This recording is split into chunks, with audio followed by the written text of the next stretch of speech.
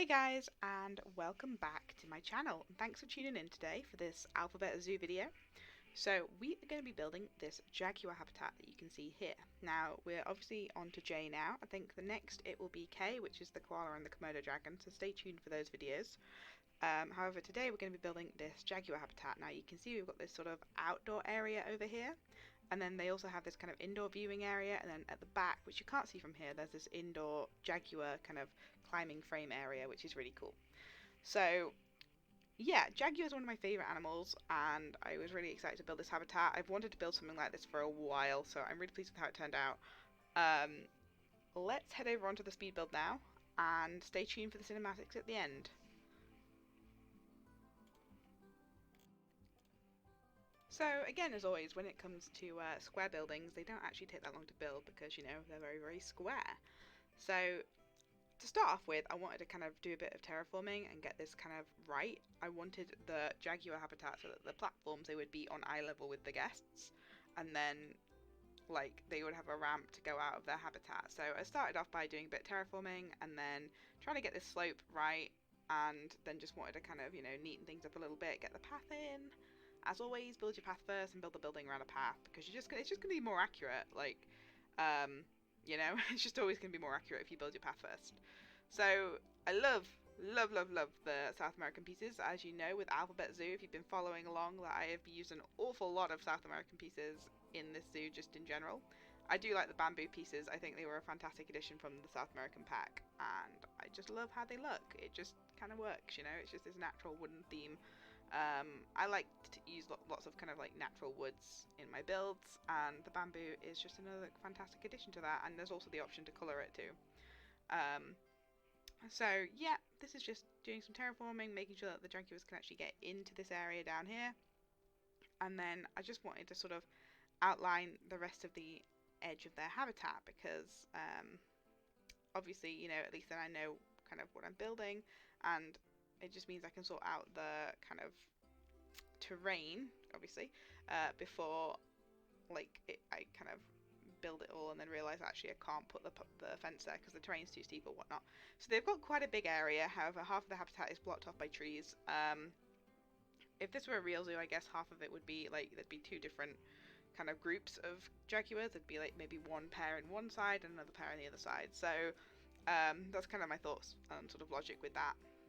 So yeah, I put the roof in first, which is, you should never put the roof in first, but I was just really excited to see what this whole thing would look like, because I really like just this kind of blocky style. It's dead kind of modern, but also kind of fun. Yeah, so this is just the indoor area. So this was going to be the rocks. I decided to go with the temperate rocks because we're working on a temperate biome. So we're on the European temperate biome, and I just really wanted to like kind of get that sort of natural kind of rock work in with this. Like, a lot of the habitats will actually have temperate rocks, even if they aren't necessarily temperate habitats in this zoo. So yes, the idea is this, is that the guests walk in and then they can see the jaguars effectively from two viewpoints. They can see the indoor area and the outdoor area while being inside. And I wanted to have kind of a nice little bit of like a little diner kind of thing going on with the jaguar themed tables. They're really cool, those tables. Again, they came with the South America pack. So here's me just popping those in here, and that's kind of the basic framework done. The rest is just now decoration. I was gonna have, there are some animals for L which will need a reptile house, but I'll probably put them in with the Komodo dragons, I think, later on.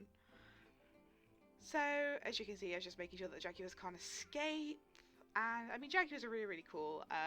They are found kind of like from South America, but all the way up into North America, into some parts as well. When I was in Mexico, we had part of, like, one group was doing like research into jaguars, so we met up with them for like the first bit, and then they just went off into the jungle to camp in the jungle. Not something I could do. I mean, we were in sort of like a nice concrete complex, whereas the people who were looking after the jaguars, or looking out for jaguars I should say, were in kind of like the jungle camping, and I don't think I could do that. I would love to do it, but I just don't. I think like for 6 weeks it would be too much for me. But anyway, I mean, they were telling us some really cool stories when we caught up with them at the end, of basically how, you know, you've got to be careful when they're in like the dense jungle of Mexico, because you will get stalked by them.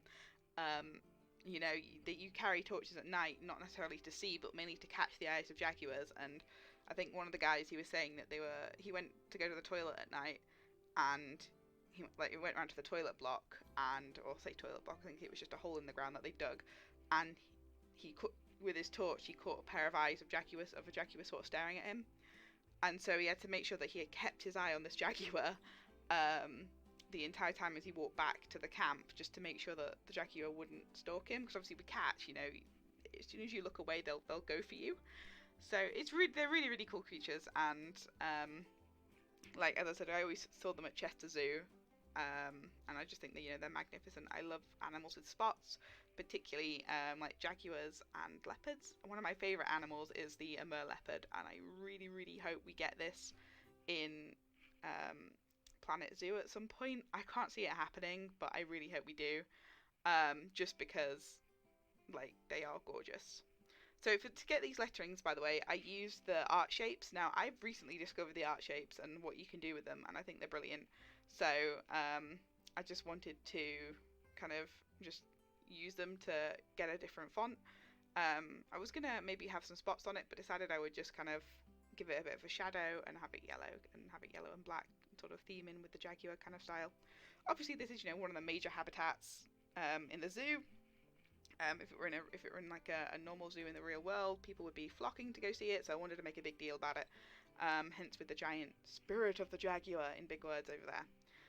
So now I've got the roof on because I was quite happy with the inside, and I just wanted to do a bit of work on the outside. So I kind of had this. I really like this kind of sheltered area that they could come under, and like, again, I just think that it would be a nice area for the jaguars to kind of chill under.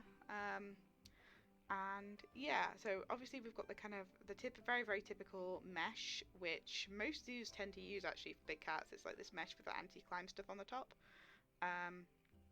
So that's kind of why I used it for the rest of the habitat. And then, to be honest, most of it was just sort of doing a bit of decoration and making the habitat look nice. So as always, I copy and pasted my rocks from elsewhere, just because I've already spent time placing those rocks, so why not copy and paste them? And I wanted to have this kind of overhanging area here. So the idea is that this is the edge of the zoo now, and I don't want the guests to be able to see past that point. I want it to be dense forests, so the guests can't see past this in the jaguar's habitat. I just thought I'd make them a nice climbing log because they like logs. So this is just me putting in all the trees. Now, obviously, with this habitat, the issue is that the guests can't see the jaguars for the most part. So I wanted to actually narrow it down a bit, so I break it up into two with the trees.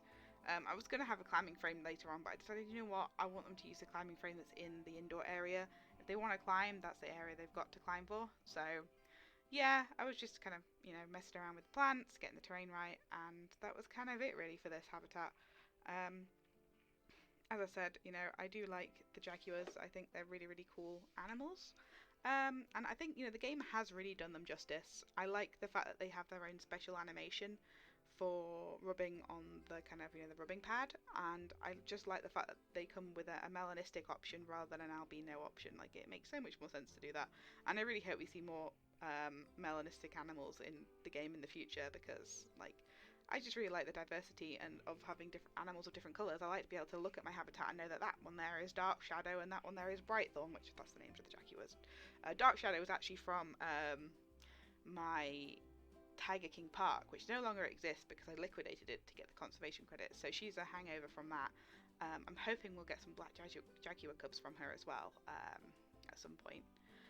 So yeah, this is a very, very much Jaguar themed enclosure here, as you can see. We've got this nice kind of viewing area, and I wanted to put up some signs and things to kind of make it obvious that this is the Jaguar habitat, this is important, we need to learn about jaguars, we need to learn about the fact that the area in Mexico where they are residing, and a lot of their habitat is being lost due to deforestation for agriculture, but particularly in Mexico they're also having horrendous droughts at the moment.